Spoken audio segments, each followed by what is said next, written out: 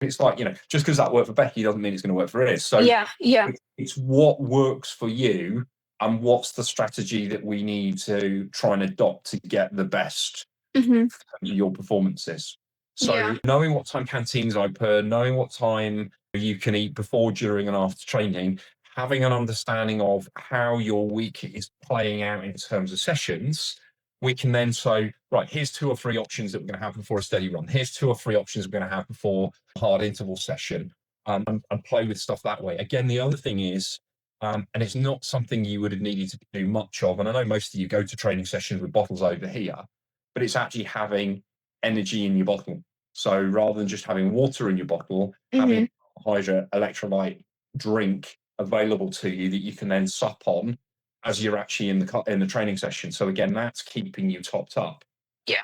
But again, a lot of it is actually going, right, okay, if on, let's say, Tuesday morning, we've got a hard track session, it's making sure that you've eaten well on Monday afternoon and Monday night, that you're already glycogen stores 70, 80% full. So actually, you need to worry about having breakfast on a Tuesday morning because your glycogen stores are there.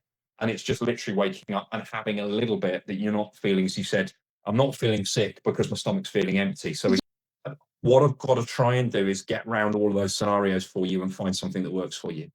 And with a lot of this is, there's not a, here's the ideal solution. Let's have some trial and error here. Let's try and work forward from it. So, all of those things for me are not an issue whatsoever. And I've got, it would be, let's try some toast and honey. Let's try some toast and jam.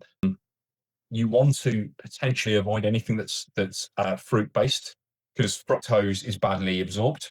So the fruit sugar isn't particularly well absorbed. And if that then gets into the lower intestine as you're running, you're likely to end up upset stomach as a result of the training session with fructose in there.